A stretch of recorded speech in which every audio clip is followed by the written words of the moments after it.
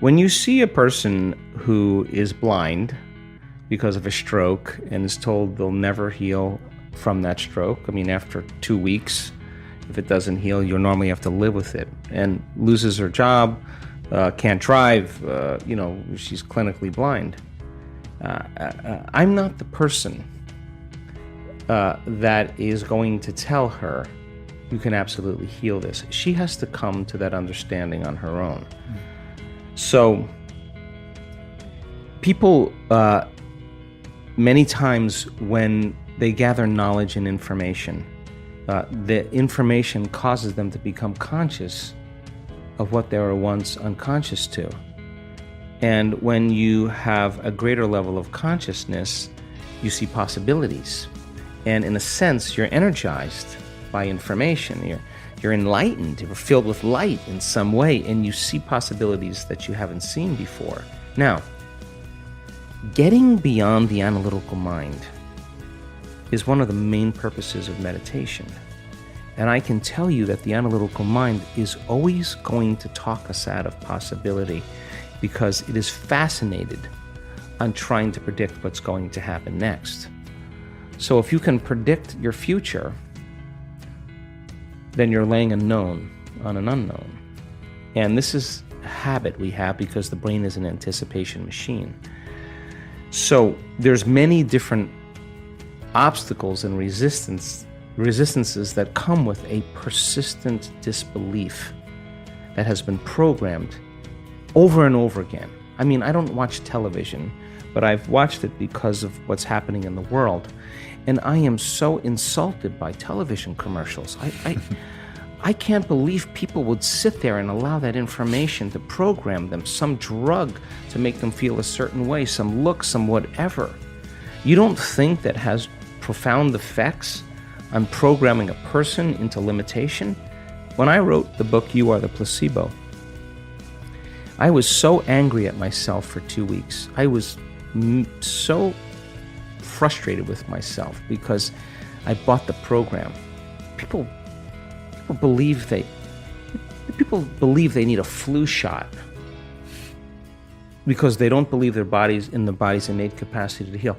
4 days teaching people how to elevate their state increased immunoglobulin A in our research by 50%. Immunoglobulin A is your body's primary defense against bacteria and viruses. It's better than the flu shot. It's better than a flu shot. But that's not the information that people get. So there's a layer of programming that's happening. And the beauty behind all of this is nobody's buying information any longer. I love it.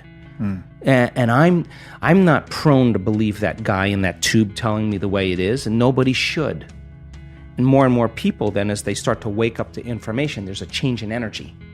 Because change in consciousness requires a change in energy. And now, a greater energy causes systems that were once stable to become unstable, to become chaotic. And chaos is just unpredictable order. It's novelty, it's newness, it's an unraveling of systems. So hang on. This is a really profound time because it's got to break. And when it breaks, something better come out of it. And it's not going to be governments and politicians and religious figures and whatever leading the way. There is no one leader. Everybody's got to lead. Just like those birds that move in one direction, or those fish that are all in a school and they're moving together, give the appearance of something bigger to predators. You study that principle in biology.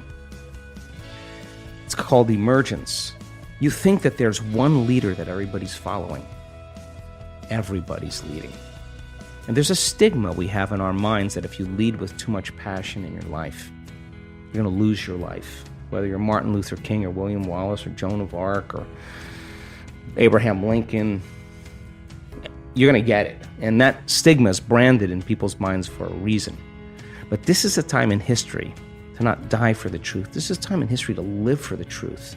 And if you're working on your anger and frustration, and I'm working on my fear and anxiety and my judgment, and I'm taking care of me, and you emerge in that heart of yours, and I emerge in that heart, we are going to be like-minded. We're going to be connected by that invisible field. Now everybody's leading, and you just can't take out everybody now. So we can't wait for anybody else to take care of us. This is the fundamental time where something greater's got to grip us. Something greater. And if I see you demonstrating courage, I'm gonna jump in. And all of this craziness that's going on is an important time. But when we stop doing all those things and reacting, and we start going, hey, what do you do? Oh, you're a solar panel guy? Oh, I'm a teacher.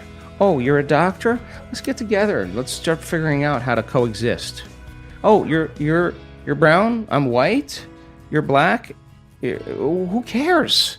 That's the costume you're wearing to the masquerade. I celebrate your uniqueness. I'm weird too. And we're all like that. So the biggest lie is that kind of a way to create separation amongst people for the simple reason to disempower them into limitation, because now they're more dependent on pharmaceutical companies. They're more dependent on religion. They're more dependent on whatever it is that they need out there. But how can you give someone a sugar pill, a saline injection, perform some false surgery or procedure, and a certain percentage of those people will accept, believe, and surrender to the thought that they're getting an actual substance or treatment, and they begin to program their autonomic nervous system to make the exact pharmacy of chemicals equal to the substance they think they're taking. Now, is it the inert substance that's doing the healing, or is it the body's innate capacity to heal? Because that sugar pill represents, it is a symbol of possibility. And you hand that person that pill, and they begin to select a new potential in the quantum field called, this could actually work. And if the doctor's enthusiastic, it'll work better. And if you name it something they can't pronounce, it'll work even better. And if you charge a lot more money for it, it'll work even better. And you make it sound like something that it can do for you, it'll work even better. Viagra, Niagara, it's a lot of flow. It's subconscious cues. So then, in the studies on depression, in the studies on pain relief, those people were making their own pharmacy of antidepressants, their own pharmacy of morphine. They were checking the receptor sites on the outside of the cells, and their body was making morphine. So then, do you need the sugar pill? Do you need the saline injection? Do you need to perform some false surgery or procedure? Because all they're doing is marrying a clear intention with the elevated emotion of optimism, of possibility, of inspiration. They're changing their state of being. All right, so the depression studies took 8 weeks, giving the person the pill every day. Most of them thought they were getting the actual substance because they felt so much better. The brain scans showed that they were better. They were getting the placebo. They went back to the researchers and said, I'm sorry, you must have given me the real medication. No, we gave you the placebo. That's how much better they felt. It wasn't one day. They didn't take it once and say, I'm better.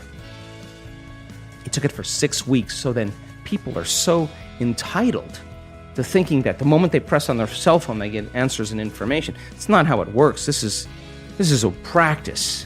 Every day, changing your state of being. Doing it for 8 weeks without a sugar pill. Just marrying a clear intention and elevated emotion, changing your state of being without any exogenous substance. Sooner or later, you start feeling good. You practice feeling good every day for 8 weeks, you're going to start feeling good. It's just going to be the side effect. It just makes sense. We are continuing with the practice of completing the inspiring and well-known quotes at the end of every video. In the previous video, we were looking for one word only. The quote was Joe Dispenza's, and it goes like this: a memory without the emotional charge is cold, and the right answer is wisdom. So a memory without the emotional charge is called wisdom. I want to congratulate to everyone with the right answer, especially to the first one with the correct answer. I hope you like this way of ending videos and engaging together. Joe Dispenza has many beautiful statements and quotes. You probably heard it many times before, since you're a Joe Dispenza fan, so I'm sure you'll know the one I have for you today. Today's quote or statement that you need to finish comes from Joe Dispenza also. We are looking for 3 words. Yep, 3 words. But I'm sure you'll know the answer. The quote goes like this: how you think and how you feel creates your... Write your answers in the comments below the video. Even if you're not sure what the right answer is, try and guess. And while you're writing, tell me also what you think about this video. Did you like this video? If you did, give your thumbs up and share it with your friends. Don't miss my new videos and new quotes that need to be answered correctly. So subscribe and hit that bell button and don't miss any of the videos. If you really like what we do here and want to support us, you can join our channel and our community for a symbolic fee and gain many other additional features. You can do that by clicking the join button next to the subscribe button, or you can click on the link in the description of this video.